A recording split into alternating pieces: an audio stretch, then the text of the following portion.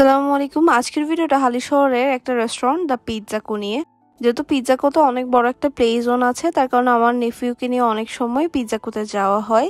অন্যান্য রেস্টুরেন্টে নিয়ে গেলে ও খুবই বোর হয়ে যায়, একটু প্লে জোন থাকলে এন্টারটেইন থাকে। এই জন্যই মূলত এই রেস্টুরেন্টটা চুজ করা। প্লাস ওনাদের খাবার দাবার নিয়ে হচ্ছে আজকের রিভিউটা থাকবে। আমরা নিয়েছিলাম স্মোক চিকেন স্যান্ডউইচ। বেসিক্যালি এখানে 4 পিস স্যান্ডউইচ থাকে, আর ভেতরে ওই দিন প্রচুর পরিমাণে ফিলিং ছিল।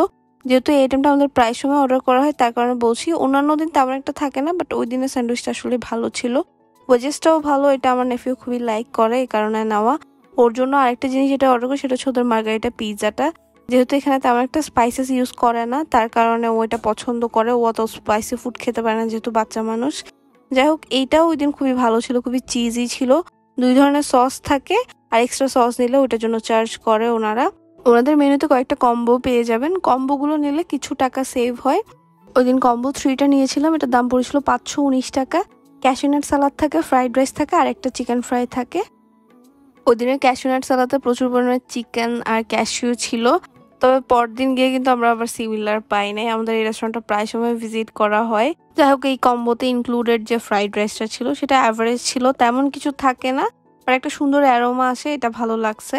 আর যে ব্রোস্ট চিকেনটা দিছিল সেটা টেস্টও অ্যাভারেজ লাগছে। ফ্রাইড রাইসের সাথে ভালোই যাচ্ছিল, তবে এমনি খাইতে গেলে ততটা ভালো লাগতেছিল না।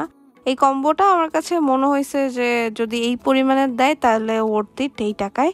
তারপর হচ্ছে আমরা একটা চিকেন শর্মা নেই। চিকেন শর্মাই ফার্স্ট টাইম ট্রাই করলাম। শর্মাতে চিকেনের পরিমাণটা খুবই কম ছিল, এর থেকেও ভেজিস বেশি দিছে, তাই শর্মাটা নট রেকমেন্ডেড। আমরা আরেকটা পাস্তা ট্রাই করেছিলাম।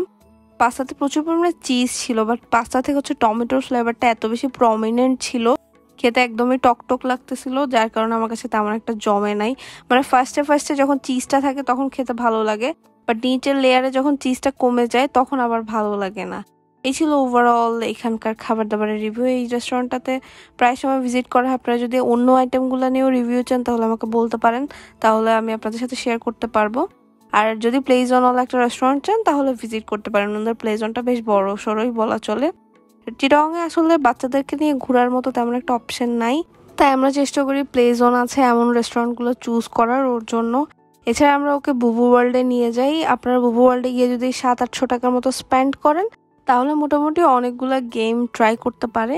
সো এই ছিল ওভারঅল রিভিউ। আপনারা আরও যদি বেটার কোনো অপশন থাকে চিটাগংয়ে বাচ্চাদেরকে নিয়ে যাওয়ার মতো তাহলে আমাদেরকে জানাতে পারেন, আর রিভিউগুলো কেমন লাগছে সেটাও জানাবেন। আর সামনে আপনাদের জন্য কক্সবাজারের ব্লগ আসবে। এবার কি হচ্ছে আমরা অনেক সুন্দর কয়েকটা রিসোর্টে থেকেছিলাম, সো ওগুলো নিয়ে ফুল ডিটেলস ব্লগ আপলোড হবে, পেজে চোখ রাখবেন। এছাড়া নেক্সট ভিডিওতে দেখা হচ্ছে, তো সবাই ভালো থাকবেন। আল্লাহ হাফেজ।